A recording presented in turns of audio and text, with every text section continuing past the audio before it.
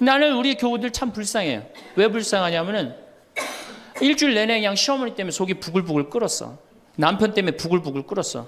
일주일 내내 며느리 때문에 속이 부글부글 끓었어. 그래갖고 성당에 가서 이걸 좀 풀어야 되는데, 성당 가면 어떻게 기를 죽이냐면 미사 시작 우리가 첫 전례가 뭐냐면 이 참회의 절이에요. 그래갖고 뭐라고 시키냐면 내 탓이오, 내 탓이오, 내 큰 탓이라고 그러니 이게 풀로 왔는데 이게 풀로 오는 게 다 다시 내 탓으로 다 내가 지고 다시 집에 가는 거야. 이게 미치는 거죠. 내가 이 성가 이렇게 피정지도 나가서 부르다가 몇 번 죽을 뻔한 적도 있어요. 주여 임하소서 부르다가 죽을 뻔한 적 많아요. 어떻게 불러? 주여 임하. 언제 숨 쉬어야 돼 이거? 이러니 죽는 거지. 이러니까 죽는 거지. 여러분들 개신교 이거 4분의 3박자로 불러요. 개신교. 주여 임하소서 내 마음에 암흑에 헤매는 한 마리 양을 태양과 같으신 사랑에 얼마나 좋아. 근데 우리는 이거를 어떻게 부르냐면 청승을 떨면서 불러. 청승.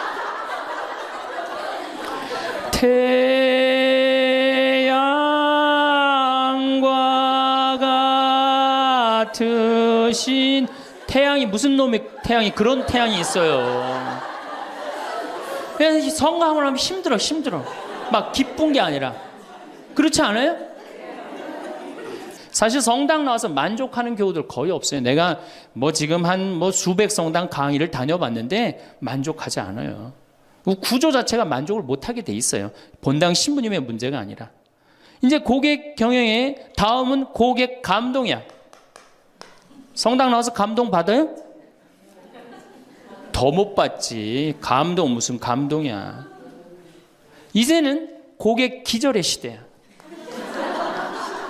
성당 나와서 기절해요? 기절하기 쉽지 않습니다. 그리고 제가 이제 그 봄에 가을에 이제 할머니 할아버지들을 모시고 꼭 여기 생태마을에 모시고 왔어요. 진짜 중요한 교회에서 중요한 세대는 할머니 할아버지예요. 미사 다 채우는 사람들이 누구예요? 할머니 할아버지 제일 중요해. 그리고 죽지도 않기 때문에 계속 중요한 세대로 남아 있어요. 며칠 전에도 만수 일동 노인대학에 와서 모닥불 펴놓고 근사하게 놀고 갔어요. 모닥불 펴놓고 고기 구워 먹고 거기서 같이 춤추고 노래하니 할머니 할아버지들이 70, 80 평생 그래본 적 있어요 없어요? 한 번도 없는 너무너무 행복한 거예요. 여기 또 래프팅도 제가 시켜드려요. 할머니들 래프팅. 그래 이제 82살 먹은 스텔라 할머니가 허리가 이렇게 구부러졌는데 자기는 안 내려간다는 거예요. 왜? 신부님 난 늙고 허리도 아프고 그래서 힘도 없고 그래서 난 못한다고. 할머니 배만 타면 배가 떠내려가는 거지. 할머니 노짓는 것도 아니니까 그냥 가자. 그래갖고 이제 할머니 손을 잡고 저 래프팅장에 내려갔어요. 그래갖고 딱 배를 타고 내려가 보니 얼마나 좋아요. 배가 두둥실 떠내려가는 것처럼 마음도 어때요? 나이 먹었다고 여러분들 감정이요. 늙었다고 감정이 없는 게 아니에요. 늙으면 늙을수록 더 감정이 더 정말로 애틋합니다. 할머니 어땠어요? 그랬더니 이 할머니 하시는 말씀이 죽어도 좋아. 그래요. 죽어도 좋아. 이 고객은 기절을 한 거예요. 이 할머니가 애들을 8을 낳는데 본당에 돌아가갖고 그랬대요. 니네들 다 모여봐라. 다 불렀대요. 죽전, 분당 여기 사는 교우들을 다 아들, 딸들을 다 불렀대요. 니네들 내가 80평생 살 동안 나하고 2박 3일 놀러 가고 모닥불 피고 나하고 내 손 잡고 춤춰준 적 있냐? 없지. 니네들 내가 늙었다고 나 래프팅 시켜준 적 있냐? 없지. 근데 우리 신부님이 제가 지금은 40대지만 그때는 30대였거든. 30대 중반. 우리 신부님이 그걸 다 해줬다. 나는 우리 신부님 너무너무 행복하다. 신부님 때문에. 근데 이 신부님이 성당을 줘야 되는데 돈이 없다. 돈이 없으니까 니네들 나한테 못 해준 거 돈 갖고 와라. 그래서 할머니가 신문지에 돈을 이만큼 싸갖고 왔어요. 이거 뭐냐 그러니까 신부님 이거 내가 신축금으로 자식들한테 걷어온 거래. 그러니까 이 고객이 기절하니까 내가 시키지도 않았는데 앵벌이를 알아서 해갖고 와. 황창현 신부님의 행복특강 지금 바로 시작하겠습니다. 영상이 마음에 드신다면 구독과 좋아요, 알림 설정 부탁드립니다. 21세기는 여성의 시대입니다. 정말로 이제는 여성이 살기 좋은 세상이 왔어요. 그리고 이 사회의 모든 중요한 결정, 경제적인 이런 것들도 전부 여성이 결정을 합니다. 그만큼 여성의 역할이 중요해졌죠. 또 21세기는 노인의 시대예요. 이젠 정말로 노인이야말로 늙어서 죽음을 기다리는 세대가 아니고 이 사회에 아주 중요한, 그리고 여러분들이 곧 닥칠 그러한 시대입니다. 이 여성과 노인은 지금까지 한 번도 행복한 대접을 못 받았어요. 사실은 여성 이제까지 사람 대접 받은 적 있어요? 지난 2000년 동안? 없죠? 요즘 들어서 여러분들 이렇게 관광버스 타고 나오고 이렇게 강의 듣고, 이 시간 남편들은 뭐예요? 돈 벌러 가잖아 이 시간에. 요즘은 노는 시기라 좀 놀지 모르지만 노인들. 그리고 21세기는 무슨 시대냐? 서비스의 시대. 이제 이 얘기를 지금부터 여러분들하고 나누도록 하겠습니다. 자, 이 현대교회의 물론 모든 우리 교회의 화두는 뭐냐? 선교예요, 선교. 그렇죠? 네. 하늘나라를 선포하고 선교하는 거예요. 그런데 교황님 때 막 10% 막 선교가 됐는데 지금은 2%로 떨어지더니 이제는 거의 1%대로 선교가 떨어졌어요. 선교가 안 돼요. 성당에 안 나와요, 요즘. 누가 성당에 나와요? 더욱이 이 1%대로 떨어진 상태에서 천주교 교우가 500만이라고 그러는데 미사 참여는 125만 밖에 참여를 안 해요. 그러니까 4분의 1이 성당에 안 나오는 거예요. 여러분들, 우리 집안 식구가 4식구야. 4식구인데 주일날 같이 밥을 먹기로 했는데 한 명만 맨날 와서 밥을 먹어. 그 집 망한 집이에요, 안 망한 집이에요? 망한 집에 우리 천주교가 지금 신부들이 숫자가 없어갖고 교우들 많이 오는 게 그래도 잘 된다고 생각하지만 통계적으로 보면 망한 거예요. 그러면 왜 우리 이 교우들이 아니면은 사람들이 성당을 찾지 않느냐? 이거는 2만 달러가 넘어선 시대에는 이게 서비스를 원합니다. 대접받기를 원해. 2만 달러가. 이게 우리가 1000달러, 2000달러 땐 성당에서 신부님 막 혼내고 소리 질러도 어떻게 해요? 다 참고 살았어요. 왜?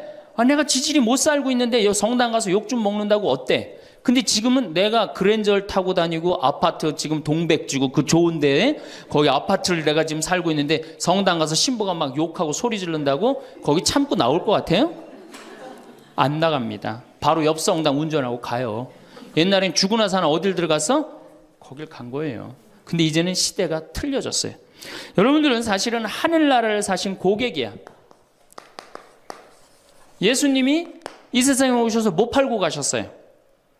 하늘나라 팔고 가셨어요. 로리베리 존슨이라고 최고 경영자 CEO라는 책을 쓴 미국의 경영 컨설턴트가 쓴 책인데 예수님은 하늘나라를 팔고 가셨다는 거예요. 저도 맞는 것 같아요. 여러분들은 하늘나라를 사신 고객이야, 고객. 근데 고객 경영의 가장 기본은 뭐야? 그렇지. 여러분들 만족하세요? 성당 나와서? 성당 본당 신부님 모시고 왔다고 또 괜히 또 이상한 소리 하지 마시고 솔직히 말씀하세요.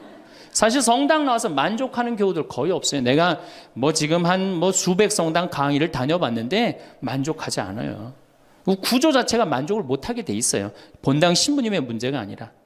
이제 고객 경영의 다음은 고객 감동이야. 성당 나와서 감동 받아요? 더 못 받지. 감동 무슨 감동이야. 이제는 고객 기절의 시대야. 성당 나와서 기절해요? 기절하기 쉽지 않습니다. 그런데 여러분들 핸드폰 회사에서 10년 전에 처음에 핸드폰을 내놓을 때 선전 하나가 저는 생각이 나요. 어떤 여성이 핸드폰을 이렇게 목에 걸고 막 자기 이 핸드폰에서 36화음이 막 나오는 거야. 너무너무 좋아. 그래갖고 앞에 전보산대를 못 봐요. 전보산대 못 받고 전보산대에 부닥쳐서 기절을 합니다. 그 컨셉이 뭐냐 하면은 우리 핸드폰 쓰면 기절시켜 주겠다. 그거거든. 그래갖고 단일 품목으로 1위에 올라섰어요. 그러니까 이게 고객을 기절시켜줘야지 고객이 그 물건을 쓴단 말이야. 성당에도 어떻게 해야 돼? 기절해야지 성당에 많이 나오는 거예요. 근데 우리 수원교구, 내가 수원교구 신부지만은 수원교구 사실 만족, 감동, 기절할 일이 없어요. 서울에서 막 인구가 막 밀려갖고 툭하면 본당 분가야. 그래갖고 내가 성당을 정말로 열심히 줬어. 상하성당을 열심히 줬어. 아니 사실 신갈성당부터 시작해줘. 신갈성당을 열심히 줬어. 그래갖고 열심히 져갖고 이제 내 열심히 신앙생활을 해야 되겠다. 그런데 갑자기 어느 날 본당 신부가 본당 분가.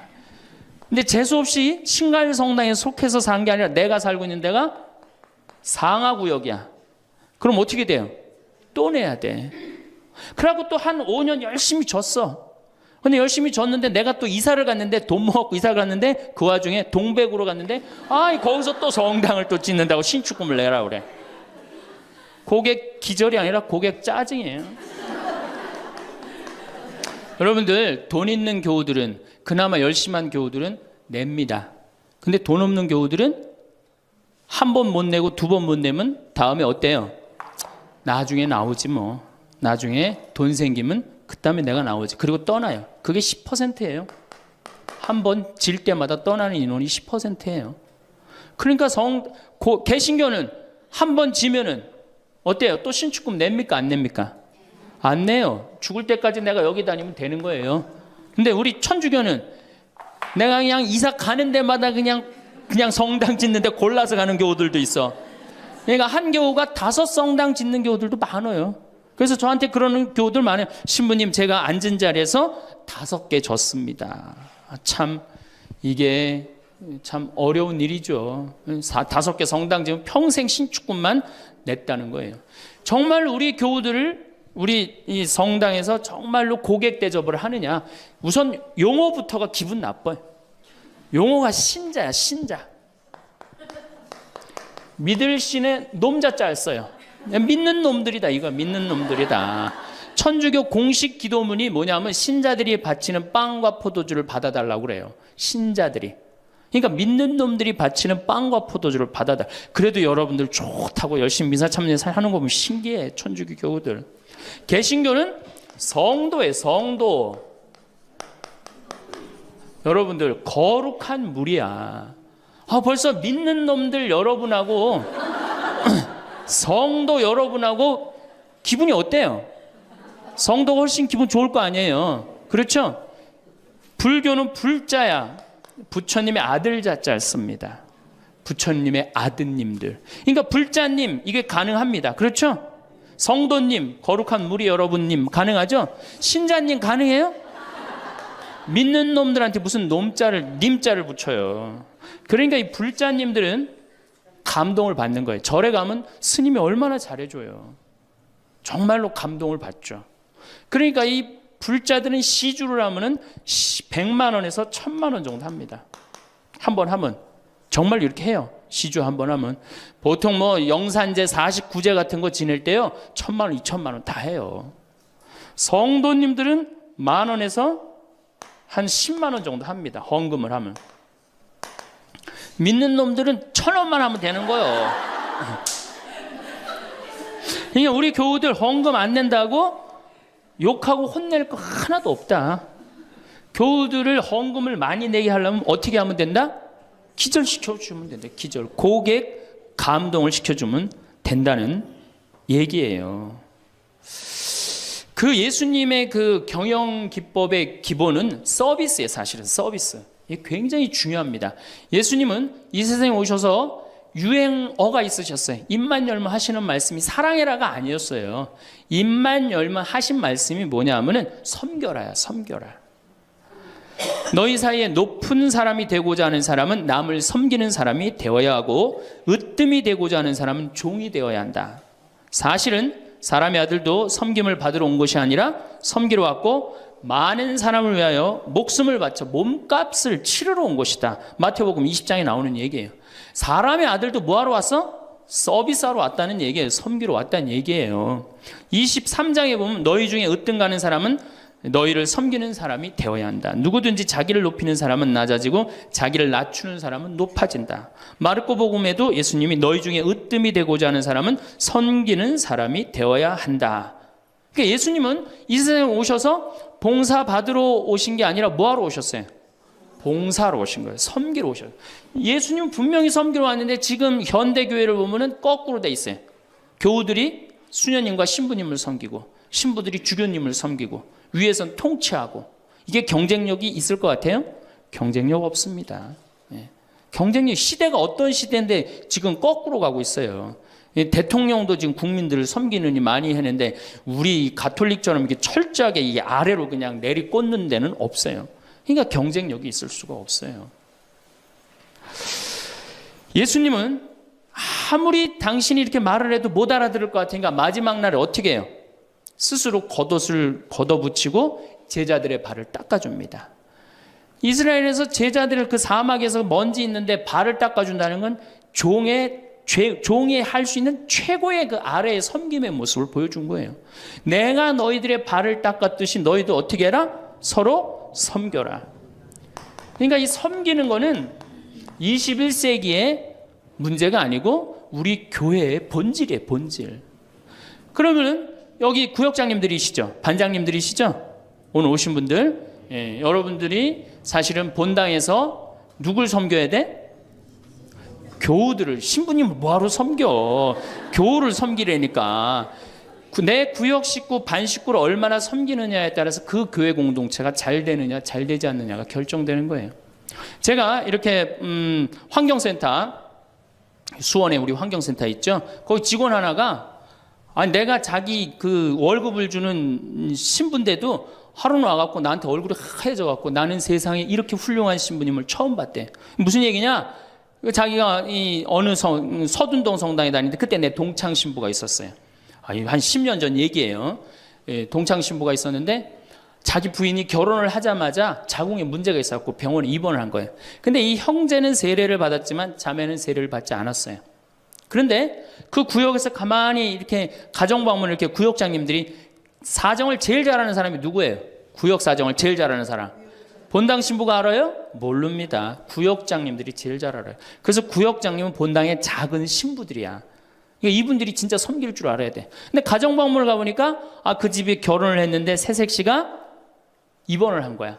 그러니까 본당 신부한테 가서 얘기를 한 거예요. 근데 그 본당 신부가 그 자매한테 형제한테 편지를 보냈어요. 형제님, 결혼하자마자 자매님이 이렇게 아파갖고 얼마나 걱정이 많으냐. 내가 우리 구역장님 통해서 병원에, 빈센트 병원에 입원해 있었으니까 병원에 방문을 시켜주고 집안도 좀 이렇게 좀 돌볼 수 있도록 하겠다. 그러니까 너무 걱정하지 말아라. 우리 교회 공동체가 자매님 건강 회복을 위해서 기도하겠다. 이 편지를 우리 직원 베드로라는 이 직원한테 보낸 거예요. 안 그래도 마누라도 아프고 막 결혼을 막 했는데 마음이 막 울적한데 그것도 본당 신부님이 편지를 보내갖고 위로를 해주니 이 고객이 감동 받겠어 안 받겠어요? 감동 받을 수밖에 없어. 그래갖고 자기는 내 앞에서도 나는 우리 그 최 신부님을 제일 존경한다는 거예요. 이렇게 훌륭한 신부님이 어디 있냐는 거야. 이렇게 감동받고 아니나 달러 구역에서 병원에 가갖고 그 자매한테 기도도 해주고 또 집안 청소도 해주고. 그러니까 이 자매가 태어나자마자 뭐 했어요? 바로 입교했어요. 뭐 했어요? 바로 세례 받았어요. 이 자매가 세례를 받으니까 자기 친정 식구들 어떻게 돼? 당연히 따라서 세례를 받았어요. 우리가 길거리 뛰두르고 나가갖고 이른 양 찾기, 헌 양 찾기, 새 양 찾기 할 일이 아니에요. 진짜 선교 잘하려면 어떻게 하면 돼요? 감동시켜주면 돼요. 기절시켜주면은 알아서 옵니다. 근데 기절시켜줄 생각은 안 하고 어디서 뛰두르고 그냥 헌 양 찾고 새 양 찾고 그거 교우들 피곤해 안 피곤해? 솔직히 피곤해죠? 이게 전국으로 나가는 거니까 확실하게 얘기하세요. 우리 천주교 교우들 부부싸움하고 어디 갈 데 있어요? 없죠? 여러분들 부부싸움 하면은 우리 정현석 신부님이 저기 재워줘요? 정영철 신부님 재워주세요? 사제관에 가면 재워줘요? 잤다가는 신부님도 쫓겨나고 여러분들도 쫓겨나요. 천주교는 어디 가서 잘 데가 없어요. 잘 데가. 그러니까 성당은 많이 전올지 모르지만 교우들이 가서 쉴 데는 없단 말이에요. 영적으로 지친 교우들이. 근데 개신교는 여러분들 지금 버스 타고 여기 이 동백에서 여기까지 지금 오셨는데 여러분들은 못 느꼈지만 저는 그 길을 잘 알아요. 개신교 기도원이 10개가 넘게 여러분들 지나왔어요. 10개는 넘게. 그러니까 막 속상하고 싸우고 그러면 보따리 싸두고 어디 가요? 기도원 가면은 거기서 아버지 막 소리 지르고 막 이러면은 3일 정도 하면은 속 풀리잖아요. 그럼 또 돌아갈 수 있는 거 아니에요. 그거 얼마나 좋아요. 불교는 뭐가 있어요?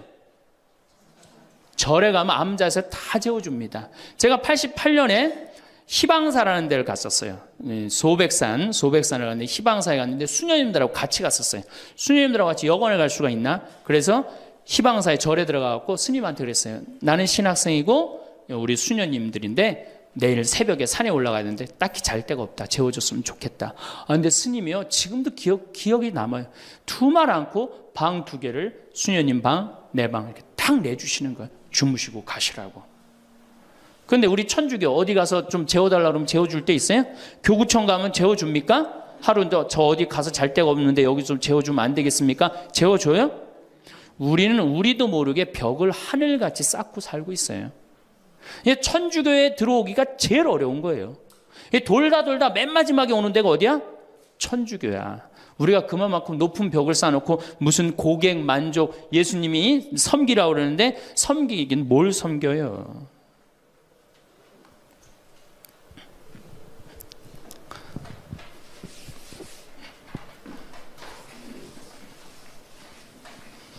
제가 그 2000년에 우리 정신부님이랑 나랑 똑같이 2000년에 정신부님 모현성당에 발령을 받았고 저는 능평성당에 발령을 받았어요. 근데 정신부님 처지나 내 처지나 똑같았어요. 아무것도 없었어요. 정말로. 모본당에서 분가금으로 딱 3천만 원을 받았어요. 근데 성당 하나 지려면 보통 27억, 30억 정도 되잖아요. 2000년이면 IMF 딱 터지고 다 망한 상태예요. 그냥 완전히 망한 상태가 2000년이에요. 본당에 가보니까 성당이 어떻게 되어 있느냐면 지붕은 천막이야. 파란 천막으로 되어 있는 거야. 그 다음에 벽은 컨테이너예요. 컨테이너. 바닥을 보니까 맨 흙이야. 성당 바닥이. 막 여기서 막 원추리가 피는 거예요. 붓꽃도 피고 성당 바닥에서. 그런데 교우들은 보니까 600명이야. 교우들 600명인데 30억짜리 건물을 어떻게 줘요?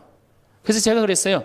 요한복음 3장에 뭐라고 그랬냐면은 예수님이 46년 만에 지은 성전을 허물라고 그랬다. 며칠 만에 짓겠다고? 3일 만에 짓겠다고. 예수님이 원했던 게 건물이냐 사람이냐? 그땐 교우들이 사람이래요. 그러면은 건물 짓는 건 중요한 게 아니다. 여러분들이 행복하면 그게 성전이다. 그리고 세계 어디에서도 성당 바닥에서 붓꽃도 피고 원추리도 피는 성당이 어딨냐. 이 최고 아름다운 성전이다. 난 성당 안 질 테니까 여러분들 그렇게 알아라. 근데 이 착한 교우들이 자꾸 신축금을 내는 거예요. 내지 말라고 그래. 안 짓는다는데 부담스럽게. 그래서 제가 두 번째 한번 또 공식적으로 얘기를 했어요. 난 성당 안 짓는다고 그랬다. 왜 자꾸 내냐. 여러분들이 내는 여러분들은 정말로 신앙이 좋아갖고 내지만 못 내는 교우들 미안해서 못 나오니까 내지 말아라. 그때 이제 교우들이 헷갈리는 거예요. 저게 진짜 내라는 건지 내지 말라는 건지 저게. 에? 그래서 첫 해에 교우들이 신축금을 얼마를 했냐면 7천만 원 했어요. 저는 굉장히 많이 했다고 생각해요. 굉장히. 첫 해에 600명 교우들이.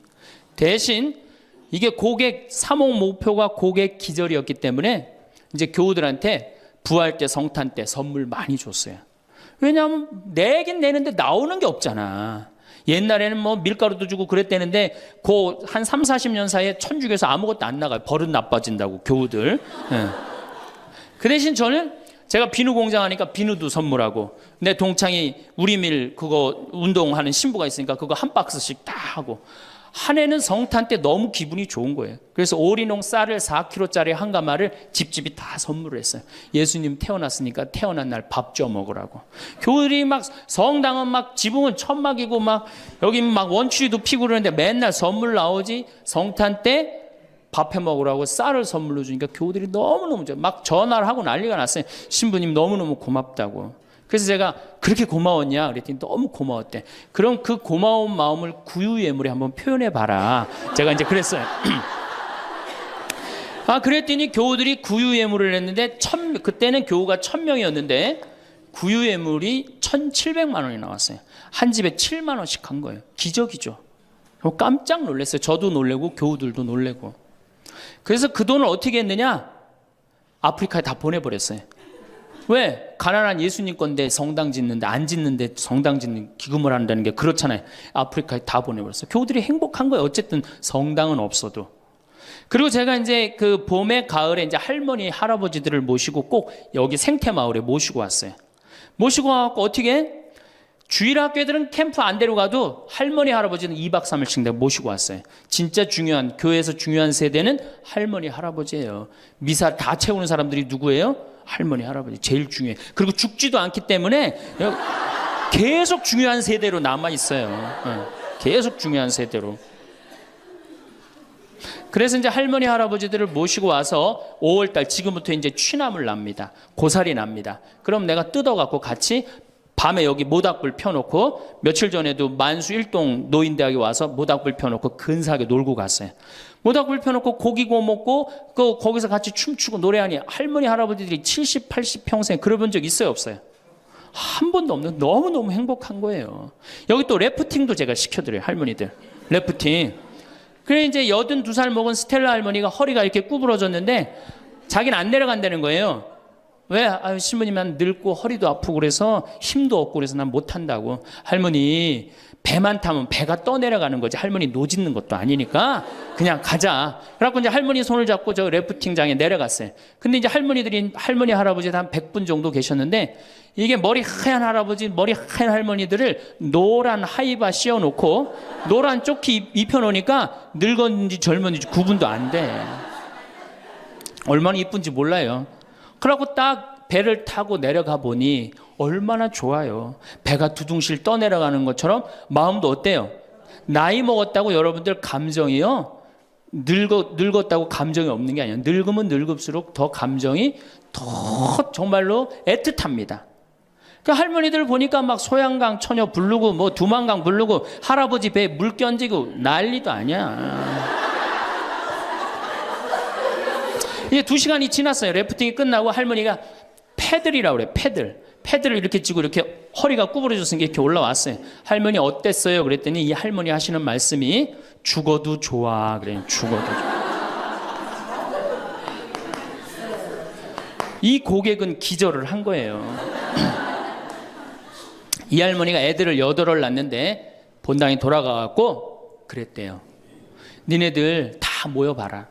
다 불렀대요. 죽전, 분당, 여기 사는 교우들 다, 아들, 딸들을 다 불렀대요. 니네들 내가 80평생 살 동안 나하고 2박 3일 놀러가고 모닥불 피고 나하고 내 손잡고 춤춰준 적 있냐? 없지. 니네들 내가 늙었다고 나 래프팅 시켜준 적 있냐? 없지. 근데 우리 신부님이 제가 지금은 40대지만 그때는 30대였거든. 30대 중반. 우리 신부님이 그걸 다 해줬다.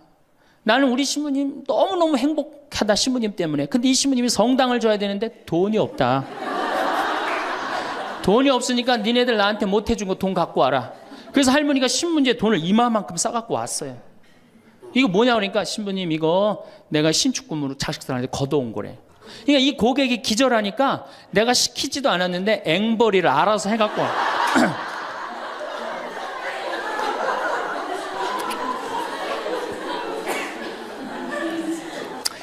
그래서 이제 교우들이 하도 성당을 짓자 난 안 짓는다 그러는데 짓자 그래서 3년 9월에 시작해갖고 4년 부활절에 성당을 다 줬어요. 9개월 만에 성당을 뚝딱 줬어요. 그리고 이제 봉헌식을 하는데 교우들이 그러는 거예요. 신부님 우리가 언제 이렇게 성당을 줬느냐고. 나도 모른다. 이렇게 기절한 상태에서 자기 주머니에 돈이 나오는지도 모르고 막 낸 거야. 깨보니까 성당이 젖은 거예요. 사실은 교우들이 행복하면 성당 짓는 거 어려운 일 아니에요. 우리 정신부님도 모현 성당 참 멋있고 깨끗하게 또 지셨는데 어떻게 또 동백으로 또 가고 참 불쌍한 신부예요. 사실은 하나만 지면 됐지. 여러분들 조금 기절한 상태에서 좀 도와주세요. 조금 기절한 상태에서. 이렇게 성당에 나오면 행복해야 되는데 우리 천주교는 행복하지 않아요. 성당에 나가면요 우리 컨셉은 우울이야. 우울. 개신교는 컨셉이 뭐예요? 기쁨이에요. 기쁨, 감사, 찬양, 영광, 경배, 알렐루야. 그렇죠? 아멘. 이렇단 말이야, 개신교는. 근데 우리 천주교는 이게 서비스의 정신이 없기 때문에 우울로 돌아갈 수밖에 없어요. 그러니까 우리는 주로 뭐냐면은 봄 판공, 가을 판공, 십자가의 길, 참회의 절, 양심 성찰 이런 거란 말이야. 그냥 늘 우울해. 나는 우리 교우들 참 불쌍해요. 왜 불쌍하냐면은 일주일 내내 그냥 시어머니 때문에 속이 부글부글 끓었어. 남편 때문에 부글부글 끓었어. 일주일 내내 며느리 때문에 속이 부글부글 끓었어. 그래갖고 성당에 가서 이걸 좀 풀어야 되는데, 성당 가면 어떻게 기를 죽이냐면 미사 시작 우리가 첫 전례가 뭐냐면 이 참회의 절이에요. 그래갖고 뭐라고 시키냐면 내 탓이오, 내 탓이오, 내 큰 탓이라고 그러니 이게 풀로 왔는데 이게 풀로 오는 게 다 다시 내 탓으로 다 내가 지고 다시 집에 가는 거야. 이게 미치는 거죠. 제가 한번 어느 성당에 환경 강의를 간 적이 있어요. 환경 강의를 갔는데 고해성사를 미사 전에 이제 주로 들어갔는데, 고해성사 앞에 그 고해소 앞에 양심성찰 그 항목을 쭉 적어놨는데 거의 100가지를 적어놨더라고. 뭐 주일미사 빠진 거, 뭐 교무금 떼어먹은 거, 뭐 술집에 간 거, 막 100가지를 써놨어요. 보니까 내가 이렇게 들어가면서 야, 저거 보고 있는 사람들 정말 우울하겠구나, 그런 생각 들었어요. 아니나 달라 한 형제가 딱 들어오더니 숨을 팍 쉬더니, 신부님 내가 3년 만에 성당에 왔는데 저거 앞에 보니까 안 걸리는 게 없다. 그중에 특별히 6번, 27번, 65번이 걸린다는 거예요. 이놈은 100가지 중에 그걸 내가 어떻게 알아. 6번이 무슨 죄인지. 그래서 내가 보석으로 2번, 6번, 8번 하라고 그랬어요.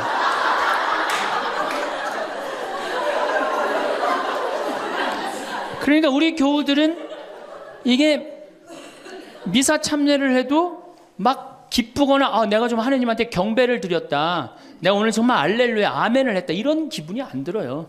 미사를 해도 막 그렇고 안 한 것 같기도 하고, 성가 소리 들으면 더 미쳐요. 내가 이 성가 이렇게 피정지도 나가서 부르다가 몇 번 죽을 뻔한 적도 있어요. 주여 임하소서 부르다가 죽을 뻔한 적 많아요. 어떻게 불러? 주여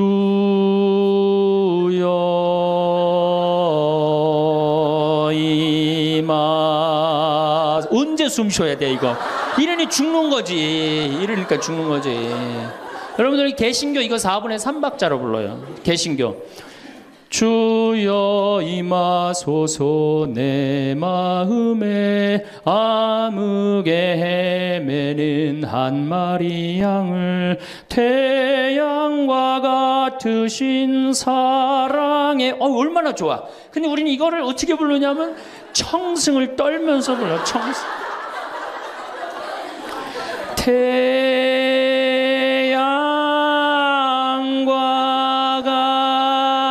같으신 태양이, 무슨 놈의 태양이, 그런 태양이 있어요. 그래서 성가하고 나면 힘들어. 막 기쁜 게 아니라. 그렇지 않아요? 난 대림절에 제일 부르기 싫은 노래가 구세주 빨리 오사야. 그 노래 미칩니다. 그게 빨리 오라는 거예요? 오지 말라는 거지.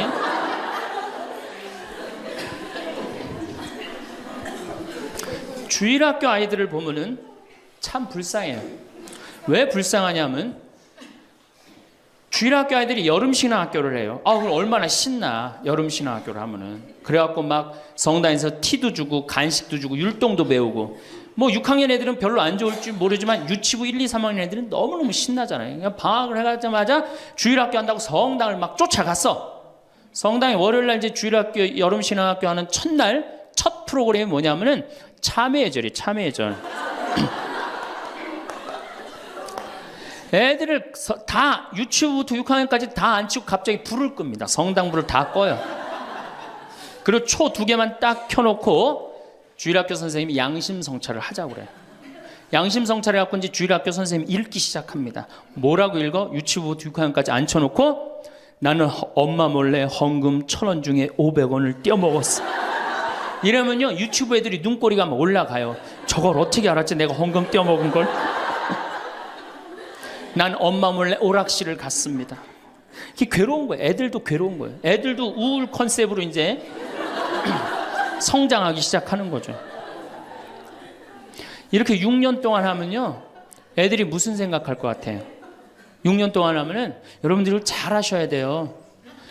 6년 동안 맨날 참회절하고 돈 떼어먹고 오락실 가고 성당 안 나가고 부모에게 불호 효도한 놈이 6학년 딱 졸업할 때 무슨 생각을 하냐면, 그래 나 같은 죄인은 이제 더 이상 성당 나갈 수가 없어. 나는 주일학교 졸업하는 동시에 성당 안 나올 거야. 죄인들은 다 떨어져 나가요. 그러니까 주일학교가 1,000명이면 중고등학교는 몇 명으로 줄어들어? 100명으로 줄어들어요. 900명의 죄인은 다 떠난 거예요. 나머지 100명은 이제 성당에 그래도 나오는데, 얘네들은 어떤 애들이냐? 정말 착한 애들이든지 정말 어리삐리한 놈이지 둘 중에 한 놈만 성당에 나오는 거예요. 개신교는 주일학교가 1,000명이면 중고등학교도 1,000명, 중고등학교가 1,000명이면 청년도 1,000명이에요. 왜? 이들은 기쁘기 때문에. 그게 현대 영성에 맞는 거예요. 이들은 행복하기 때문에. 교회 나가는 행복하잖아. 찬양도 하고 영광도 드리고. 근데 이놈 그 성당만 나가면 눈 감켜놓고 뭐 돈 떼어먹었느니 뭐 이러니 애들이 성당 나가고 싶어요. 점점 줄어드는 거예요. 정말로 우리 애가 아이들한테, 이 주일학교 아이들이 끝까지 신앙생활을 잘 시키고 싶으면 기쁨의 신앙을 가르쳐야 돼요. 영광의 신앙, 감사의 신앙. 우리가 이게 우울의 극치를 보면은 성지순례 때 이제 우울의 극치야. 성지순례. 이거는 진짜 이제 고쳐야 되는 병 중에 병이에요. 성지순례 언제 갑니까? 5월에 가죠? 9월에 가죠? 여러분들 본당 신부님 정말로 훌륭한 본당 신부님 만나갖고 5월 오늘 2일이죠? 이 좋은 때, 얼마나 경치가 좋아요 여기. 좋죠? 이렇게 좋은데 딱 들어와서 장미 만발하고 철쭉 쫙 펴있고 하늘은 파랗고 구름도 높고 얼마나 좋아. 가을에 코스모스 만발하고. 근데 이제 솔매로 성지순례를 간단 말이야. 근데 막 버스를 타려고 그랬는데 내 마음에 맞는 자매가 내 같은 버스를 탔어. 그럼 막 손잡고 팔짝팔짝 뛰어. 그 다음에 허리에는 돈주머니도 차고 간식도 했단 말이야. 근데 레지오 단장이 가만히 보니까 우리 컨셉은 우울인데 저거 너무 들떴다. 그래갖고 이제 버스에 딱 올라타면은 묵주를 딱 꺼내라고 그래.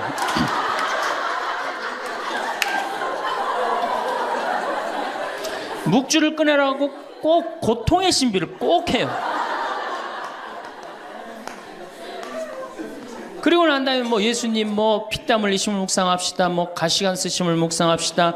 뭐 두들겨 맞으심을 묵상합시다. 십자가에 올라가심을 묵상합시다. 내려오심을 묵상합시다. 이걸 오단하고 나면요, 무슨 코스모스 만발하고 장미 뭐 피는 게 어디 있어요. 지금 신부님, 저 예수님 지금 십자가 올라갔다 내려오고 막 피땀 흘리고 그랬는데, 그런 관광버스 안이 찬물 끼얹어 놓은 것 같이 조용해져요. 그러면 내가 보기엔 그것만 해도 충분한데, 또 김대원 신부님 생애를 누가 또 들고 나와서 읽기 시작을 합니다. 신부님 할아버지는 감옥에서 매 맞아 죽고, 아버지는 1839년 기회박해 때 목 잘려 죽고, 막 이런 얘기하면은 버스 아니 뭐 지금 뭐 관광버스를 탔는지, 이게 관광버스가 아니에요. 장례차가 가는 거, 장례차.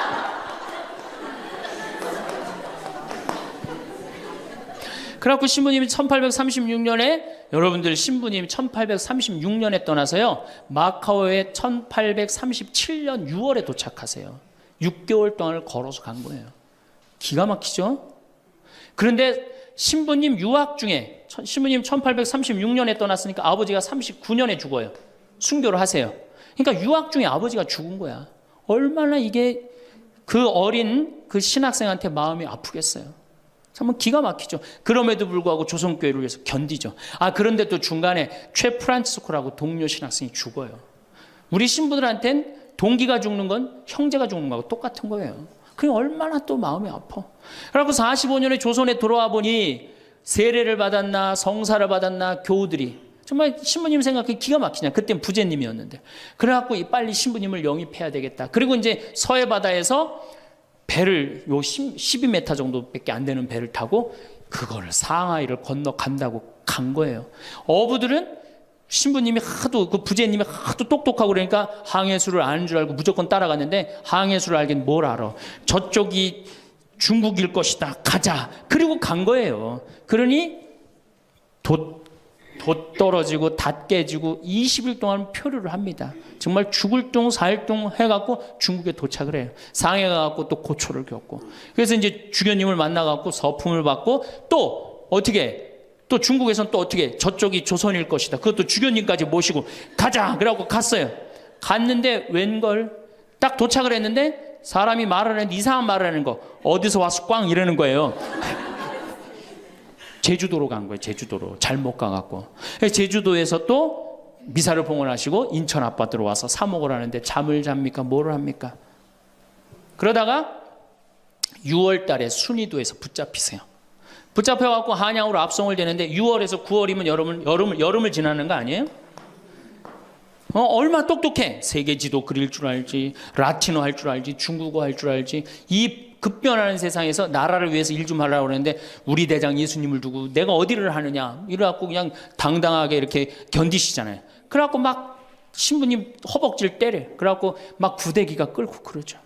그러다 9월 16일 날 신부님이 순교를 하셔요. 새남터에서. 근데 돌아가실 때 또 어떻게 돌아가시느냐? 이쪽으로 되면 잘 자르겠느냐, 저쪽으로 되면 잘 자르. 얼마나 용감하세요. 그래갖고 8번째 칼에 신부님 목이 떨어졌다. 이렇게 훌륭한 성인 신부님을 모시고 사는데 여러분들 뭐 하는 거냐? 주일 미사도 잘 안 나오고 선교도 안 하고 그럼 또 그냥 딱 기가 죽어갖고 고개를 또 우울 컨셉으로 고개를 숙이는 거야. 자, 장하다 순교자 합시다. 장하다 순교자 주 이래면 진짜 장례차가 가는 거예요. 그래갖고 이제 성지에 도착을 하면은 시키지 않았는데도 십자가의 길 알아서 해요. 시키지 않았는데. 그리고 이제 밥을 먹고 나면은 레지오 단장이 미안한 거야. 그래도 1년에 한 번 관광버스 타고 나왔는데 이거 묵주기도부터 기죽이기 시작해갖고 뭐 신부님 생에 막 아버지도 죽고 할아버지도 죽고 엄마는 거지가 돼서 돌아다니고 막 장하다 순교자까지 하고 막 십자가 얘기를 하고 하늘은 파랗고 꽃은 만발한데 너무 우울해. 그러면 이제 전심 때 술을 따르기 시작합니다. 한 잔씩 먹이기 시작해요. 한 잔씩 먹이고 돌아올 때 보면요 가관이 아니에요. 분명히 갈 때는 장하다로 갔는데 올 땐 차차차로 오는 거예요.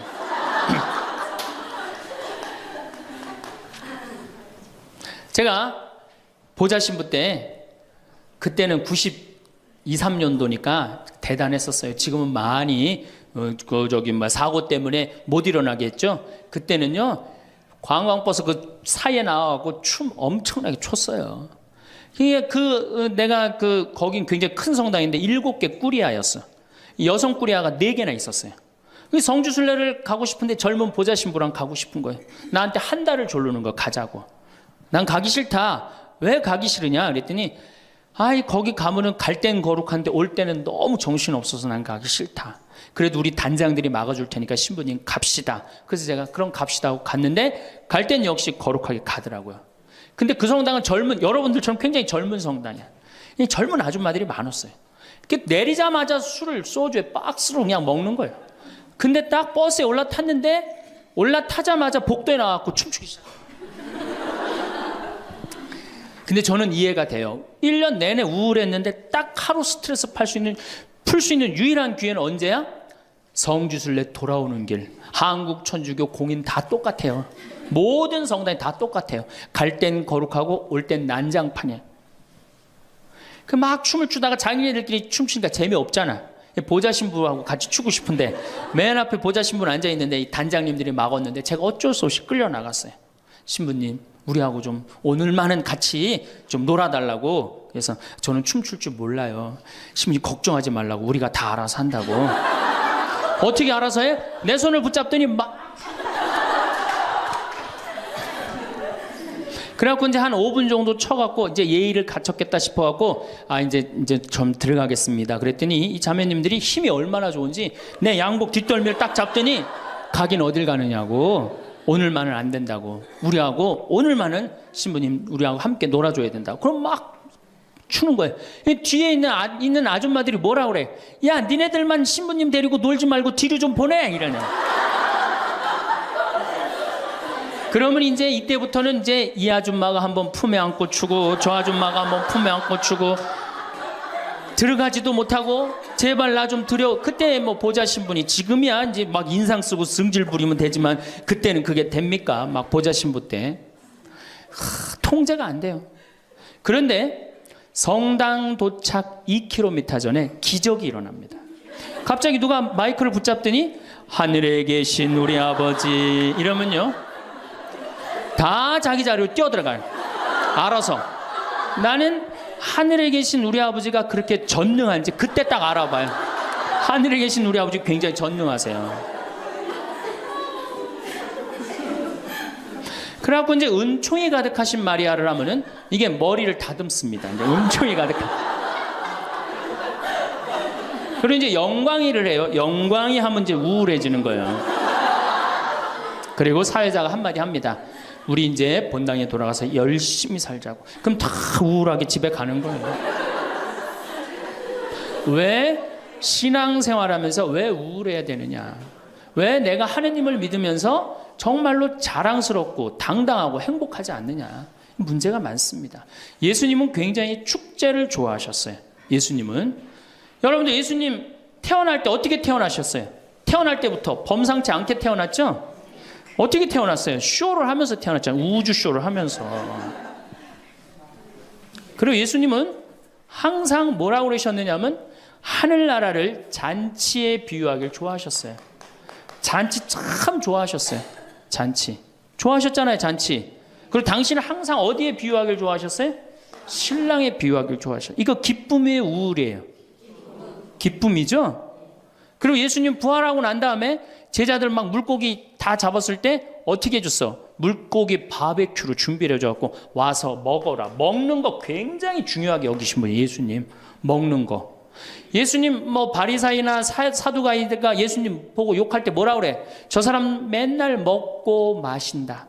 맨날 먹고 마신다. 예수님은 먹고 마시는 거 무지 좋아해요. 그래서 첫 기적을 뭘로 하셔요? 가나의 혼인잔치로 하는데 뭘로 만들어? 술을 많게 하는 기적을 하잖아요. 그러니까 술로 당신의 구원 사업을 시작하신 분이에요. 예수님은. 술로 시작해서 술로 끝내십니다. 어떻게? 최후의 만찬 때 술 3잔 마시고 성찬절례 제정하신 거예요. 그럼 얼마나 우리의 인간의 삶을 축복하셨어요. 그런데 2000년 동안 그리고 예수님 뭐라 그랬어요? 행복. 구약 시대는요 전부 하지 말아요. 뭐 하지 마라, 뭐 달린 짐승 먹지 말아라, 뭐 하지 말아라, 뭐 하지 말아라, 주일 안식일날 뭐 하지 말아라, 맨 하지 말아잖아. 근데 신약 시대 와갖고 예수님이 입을 열어 하신 첫 마디가 뭐냐면은 첫 설교, 첫 강론. 이게 굉장히 중요합니다. 첫 강론이 마태복음 5장부터 8장까지에 있는 산상설교예요. 그 산상설교의 첫 강론이 뭐냐면 진복 8단이에요. 예수님이 입을 열어갖고 하신 거는 하지 마라가 아니라 해라야, 해라. 어떻게 해라? 행복하여라 마음이 가난한 사람들. 행복하여라 마음이 온유한 사람들.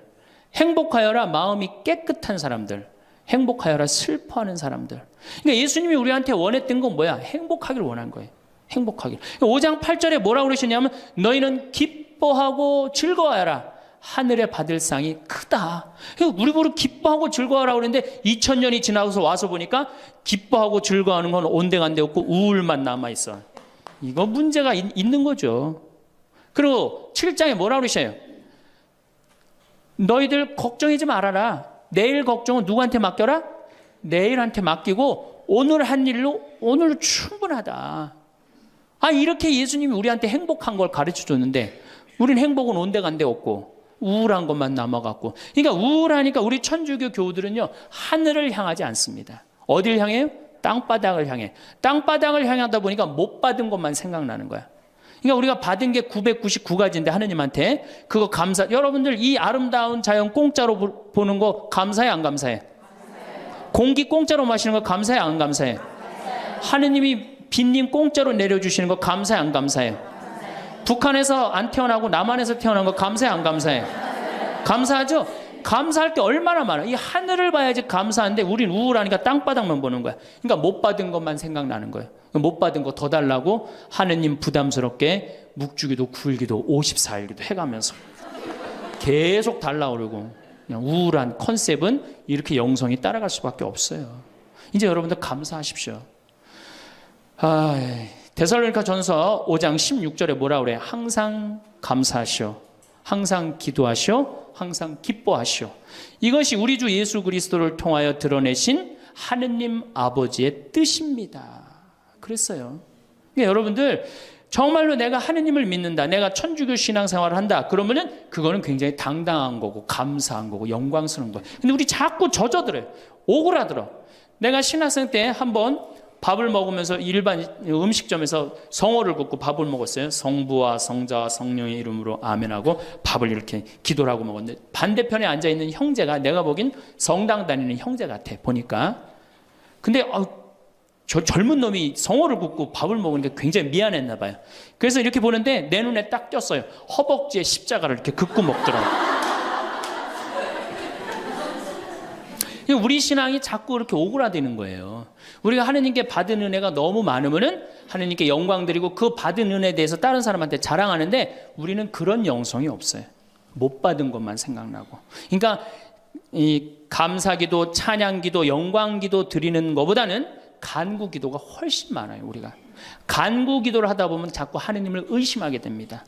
여러분들 신앙은요, 감사드리고 찬양드리다 보면 하느님과 거의 하나가 되는데요, 자꾸 간구기도를 바치면 자꾸 하느님과 갭이 생겨요. 점점 멀어지는 거예요. 그러니까 여러분들이 청원기도를 많이 하면 할수록 어때요? 하느님과 멀어지는 거예요. 그래서 예수님이 뭐라 그랬어요? 너희들 굳이 이 말 저 말 하지 말아라. 하느님 아버지가 다 알아서 해줄 거다. 그 좋은 말씀을 우리가 다 듣고도 우리는 신앙의 본질을 자꾸 어긋나고 있는 거예요. 그래서 여러분들 이제 우울을 내다 버리십시오. 우울을 내다 버리고 정말 행복하게 그렇게 사시고, 다음 시간에 제가 그럼 어떻게 하면 행복하게 살 수 있느냐, 우리가 정말로 행복으로 가는 길이 뭐냐, 이거 전심 먹고 하도록 하겠습니다. 황창현 신부님의 행복 특강 어떠셨나요? 우울을 내다버리고 행복하게 살라는 말씀이 참 와닿았습니다. 황창현 신부님이 하셨던 말씀 중에 여러분과 함께 나누고픈 이야기가 있어서 더 준비했습니다. 황창현 신부님께서는 남을 너무 신경 쓰지 말라고 말씀하시는데요. 함께 들으시면 좋겠습니다. 우리가 정말로 모두를 사랑하는 일은 정말 어렵습니다. 동글한 사람, 네모난 사람, 세모난 사람, 별난 사람은 다 다르지요. 정말 제가 다 다르다는 걸 얼마나 느끼느냐 하면, 내 친구들하고 냉면을 먹어도 내 친구 중에 아주 친한 친구가 하나 있는데 얘는 냉면을 먹으면 달걀이 나오잖아요. 근데 괜히 흰자만 좋아해요. 근데 저는 노른자만 좋아해요. 그래서 걔는 노른자를 빼놔요. 그럼 저는 노른자만 먹고 걘 내 흰자를 갖고 갑니다. 사람이 정말로 다른 것 같아요. A형하고 B형하고 A형하고 O형하고 밥을 먹었어요. 넷이서 밥을 먹었는데 성격이 다른 거죠. 꼭 피해 문제가 아니라 뭐 별 유형이 다 있듯이. 근데 보통 A형이 자기 하고 싶은 대로 한다잖아요. 그러니까 그냥 밥을 먹다가 성질이 났는지 숟가락을 확 던지고 나가버렸어요. 그랬더니 오지랖 넓은 O형이 궁금한 거예요. 앉아서 밥을 먹을 수가 없는 거예요. 제가 왜 나갔는지. 그래서 숟가락을 버리고 따라 나갔어요. 무슨 일인지 알아보려고 말이죠. B형은 그러거나 말거나 주변에 신경을 안 써요. 나만 편안하면 되는 거예요. 밥을 그냥 먹는 거예요. 계속 상관하지 않고. 그랬더니 옆에 남아있던 소심한 A형이 밥이 안 넘어가는 거예요. 그래가지고 아무 신경도 안 쓰고 밥을 먹는 B형을 쿡쿡 찌르면서 한마디 합니다. 혹시 쟤 나 때문에 삐져서 나간 거 아니냐? 혈액형 별로 꼭 그렇다는 게 아니라 예시를 들어서 설명한 것이니 재밌게 들어주셨으면 합니다. 이 이야기의 맹점은 신경 쓰지 말아야 되는 건데도 신경을 다 쓰는 거예요. 굳이 내가 저 사람 이렇게 고민하고 괴로워하는 것까지 말이죠. 내 탓이 아닌데도 뭐가 일이 잘못되면 다 누구 탓인 것 같아. 다 내 탓인 것 같은 거예요. 우리가 어디서 이런 교육을 받았느냐면 성경을 읽어보면 뺨을 맞으면 다른 뺨을 돌려대고 겉옷을 달라 그러면은 속옷을 주고 원수까지도 사랑하라고 가르칩니다. 원수까지도 사랑하라 그러는데 정말 우리가 모두를 사랑해야 되는 거 아닌가 이런 생각 들잖아요. 그렇죠. 근데 예수님은 정작 다 사랑했을까요? 예수님은 다 사랑하지 않으셨어요. 더욱이 12제자 중에 12제자 똑같이 사랑하지 않았습니다. 12제자 중에 누구를 특별히 사랑했느냐면 베드로, 야고보, 요한만 특별히 사랑했어요. 거룩한 변모 때 누굴 데리고 갔나요? 베드로, 야고보, 요한만 데리고 갔습니다. 아니, 그 기가 막힌 모습을 보여주려면 다 보여주지. 왜 3명만 데리고 갔을까요? 나머지 9명 기분 나쁘게 그렇잖아요. 그리고 회당장 야이로의 딸 살리러 갈 때도 누구만 데리고 갔냐면 베드로, 야고보, 요한만 데려갔어요. 다른 사람은 그 부모 외에는 아무도 따라오지 못하게 했다 그래요. 못 따라간 제자들 섭섭할 것 같아요? 안 섭섭할 것 같아요? 근데 여러분들은 밥 먹으러 가는데 한 3명만 데려와야 되는데 나머지 6명 남아있으면 찝찝해요? 안 찝찝해요? 앞으론 그러지 마세요. 예수님이 겟세마니 동산에서 내 마음이 괴로워 죽을 지경이니 나와 함께 깨어 있어 줘라. 그렇게 하고 가까이 누구만 불렀느냐면 베드로, 야고보, 요한만 불렀어요. 예수님도 12 중에 3명만 이렇게 사랑했는데 여러분들은 어떻게 다 사랑하며 살 수 있을까요? 그 중에 3명만 사랑해도 예수님하고 똑같은 거예요. 근데 놀랍게도 마태복음 18장에 이런 얘기가 나옵니다. 만약에 이웃이 잘못하면 우선 개인적으로 그러지 말라고 말하고 다음 1-2 사람의 증인을 세우고 그래도 말 안 들으면 교회에 알리고 그래도 말 안 들으면 이방인 취급을 하라 그래요. 그러니까 끝까지 끌어안으라는 말도 하셨지만 말을 안 들으면 이방인 취급하라 그래요. 마태복음 23장을 보면 일반 사람에게는 무거운 짐 지어놓고 자기는 손 하나 까딱하지 않는 이들에게 독사의 족속이라고 욕을 해요, 예수님이.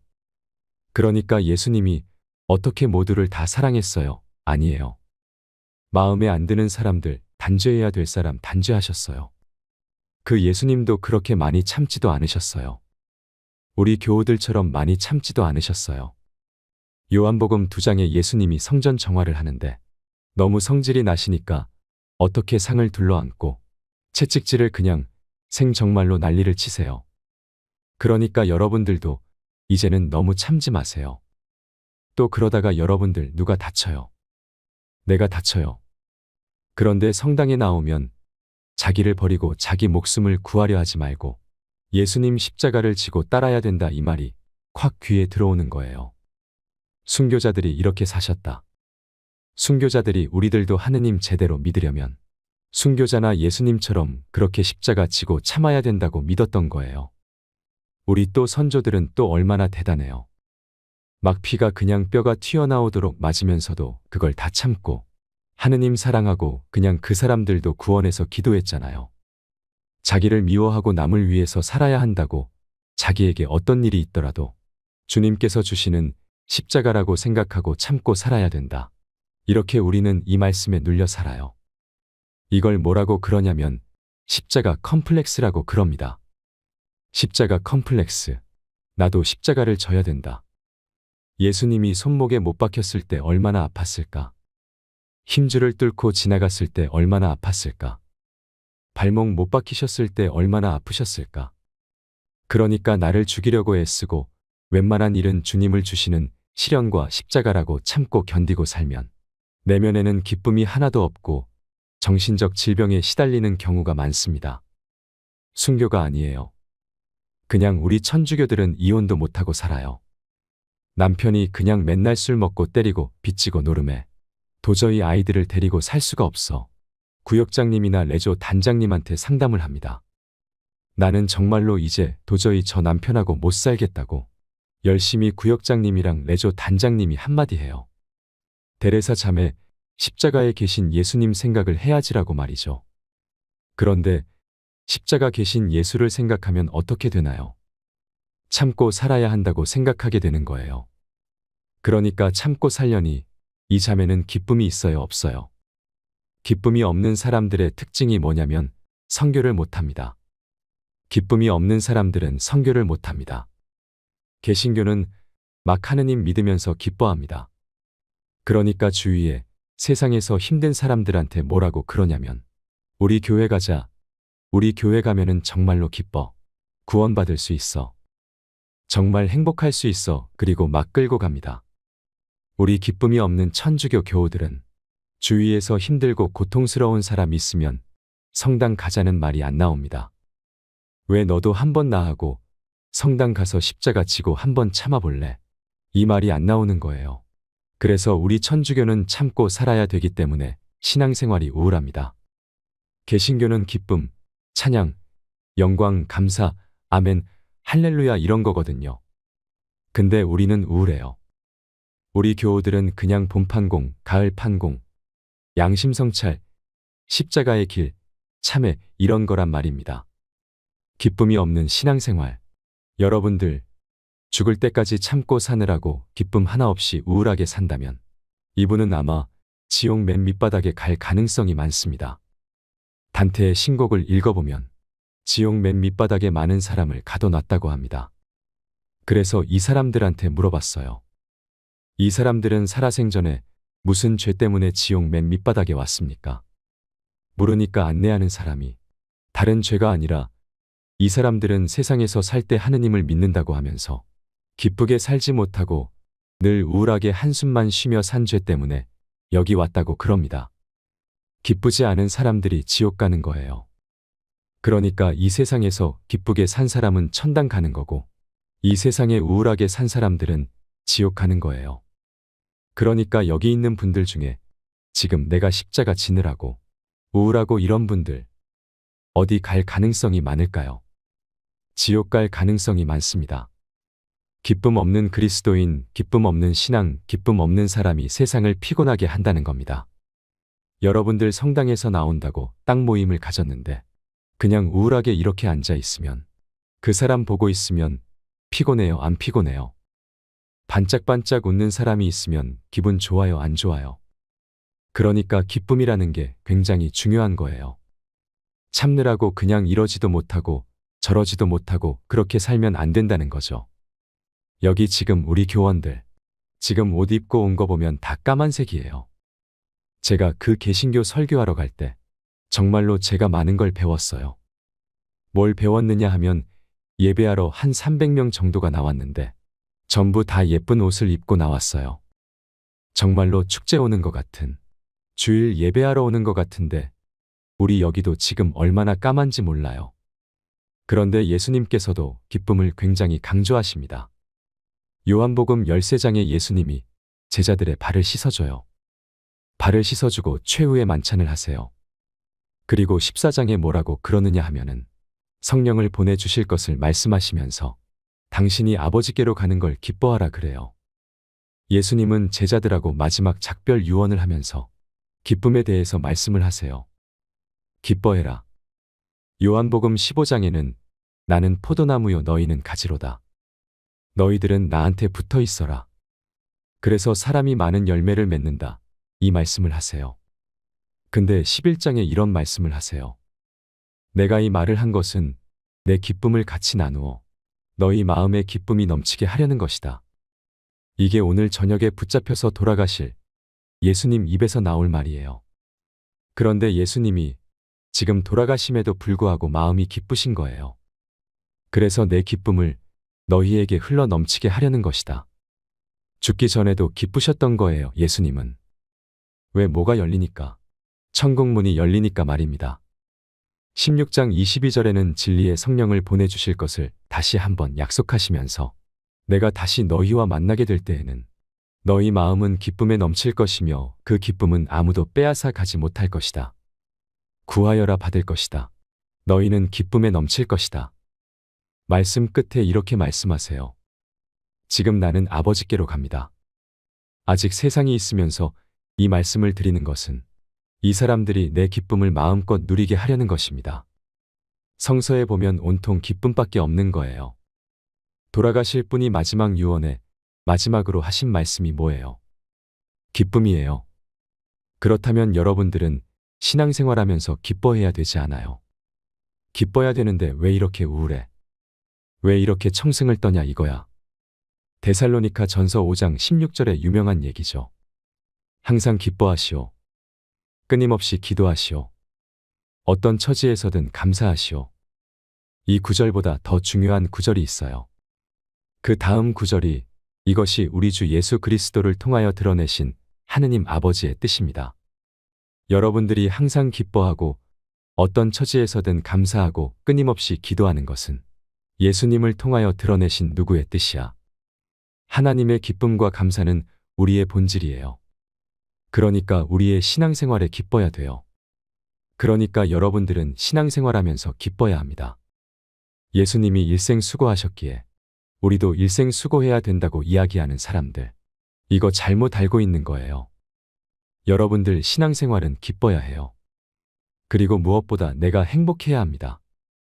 이상으로 책틀맨이었습니다. 지혜를 쌓는 당신의 오늘이 아름답습니다. 더 좋은 영상으로 찾아뵙겠습니다.